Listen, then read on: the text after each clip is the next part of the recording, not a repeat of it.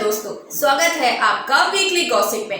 कैसे हैं आप सभी? वैसे उम्मीद करती हूँ कि आप सभी चाय पकौड़े एंजॉय कर रहे होंगे। करें भी क्यों ना, रिमझिम बारिश ने एक बार फिर से दस्तक जो दे दी है। खैर, आप सभी देख रहे हैं कि कितनी तबाही मचा रखी है इस बारिश ने। हिमाचल और उत्तराखंड में जो तूफान आया उससे कितनों के घर आंखों के सामने उजड़ गए। चिंता तो इस बात की है कि अभी तक भारी बारिश से राहत के कोई आसार नहीं है। इससे दर्जनों परिवार बेघर हुए, जबकि सैकड़ों परिवार जान जोखिम में डालकर आंशिक रूप से क्षतिग्रस्त घरों में रहने को मजबूर हो गए। कितनी दुख की बात है ये। और अब बात करते हैं विज्ञान की। अगर मैं आपसे कहूँ कि धरती गोल है, सूर्य एक तारा है, चंद्रमा उपग्रह है और हमारी प्यारी पृथ्वी सूर्य के सौर मंडल का एक ग्रह है, तो आपको कैसा लगेगा? मस्त जोक मारा रे। वैसे ही जैसे कोई ये बताए कि फेसबुक एक सोशल मीडिया है या गौरैया एक पक्षी है। ये क्या बात करता है यार? विज्ञान आज इतना आगे बढ़ चुका है कि हमने धरती से लेकर अंतरिक्ष तक ढेरों रहस्यों की खोज कर ली है। हमें पता है कि धरती पर दिन रात क्यों होते हैं, मौसम क्यों बदलते हैं, समय की गणना कैसे की जाती है, धरती पर जीवन की उत्पत्ति कैसे हुई। कैसे असंख्य सवालों के जवाब आज हमारे पास है। मैं नहीं मानता। अब तो हम चांद पर भी उतर चुके हैं। चंद्रयान 3 चंद्रमा पर लैंड हो गया। कितनी खुशी की बात है और हमें इस पल को एंजॉय भी करना चाहिए। लेकिन जैसे हर यात्रा की एक कहानी में सिर्फ मंजिल नहीं होती, एक लंबी सड़क भी होती है और सड़क पर कई कठिनाइयां भी आती हैं। लेकिन यह जानना भी जरूरी है कि आज जब मनुष्य चांद तक पहुंच गया है, मंगल पर पानी की खोज कर ली है और ठीक इसी वक्त जब हमारा चंद्रयान 3 अंतरिक्ष के रास्ते से चांद पर पहुंच गया, इस सब के लिए पूरी मानवता इतिहास के महान वैज्ञानिकों की ऋणी है। वो लोगों ने सत्ता के सामने खड़े होकर अपने साहस से एक नया कारनामा कर दिखाया। विज्ञान ने हमें कहां से कहां तक पहुंचा दिया। विज्ञान नहीं होता तो शायद आज मैं आपसे रूबरू नहीं हो पाती। क्यों, है ना दोस्तों? अच्छा,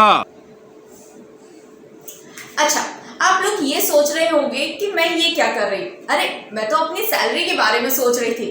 आप क्या सोच रहे हैं? लेकिन आप राजस्थान में रह रहे हैं और आप अपने देश के लिए कुछ करना चाहते हैं, खिलाड़ी बनना चाहते हैं, तो गहलोत सरकार आपको मौका देने जा रही है। ये स्कीम किसी अरे गहरे नत्थु गहरे के लिए नहीं है। जी हाँ, राजस्थान में विधानसभा चुनाव नजदीक आने के साथ ही घोषणाओं का सिलसिला भी तेज हो गया है।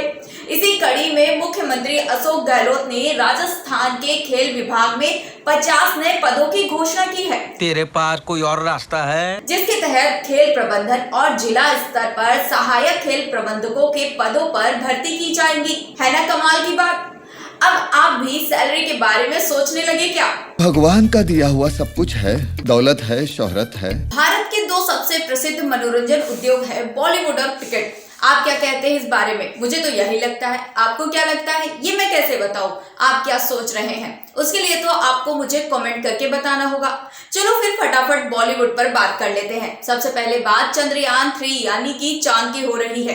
तो ऐसे में बॉलीवुड का भी चांद से पुराना नाता है। इसके लिए बड़ी ऊंची पहचान चाहिए, ऊंची पहुंच चाहिए। क्या बात है सर, क्या बात है सर। वही आमिर खान और काजोल की फिल्म फना भी कमाल की थी।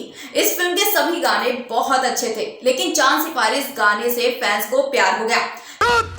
सलमान खान और ऐश्वर्या राय की फिल्म हम दिल दे चुके सनम तो सभी की फेवरेट है और इस फिल्म का गाना चांद छुपा बादल में हर रोमांटिक इंसान की पहली पसंद है। क्या जुल्म है। वही पूजा भट्ट और नाग अर्जुन की फिल्म जख्म का गाना गली में आज चांद निकला हर आशिक के दिल का दर्द को बयां करता है। मैं तो कुछ और ही समझ रहा था।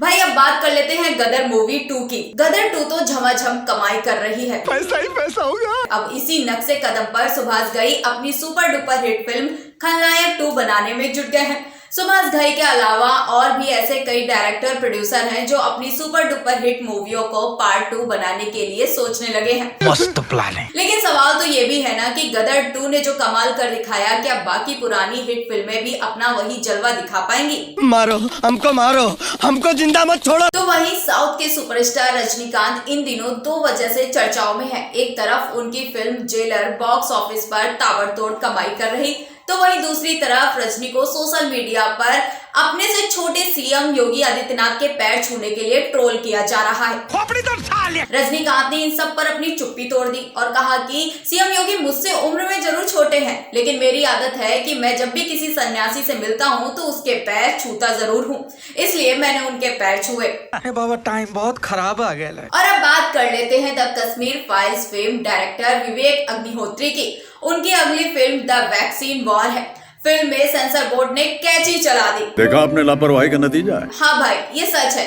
जो विवेक अपनी द कश्मीर फाइल्स को लेकर हवा में उड़ा करते थे, अब वो जमीन पर आ गए हैं।